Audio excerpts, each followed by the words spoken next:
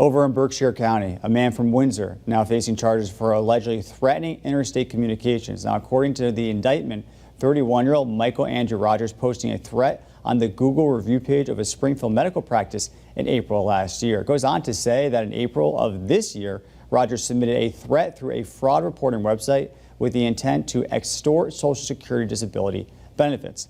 Now, if he is convicted, Rogers faces up to 25 years in prison, up to $500,000 in fines.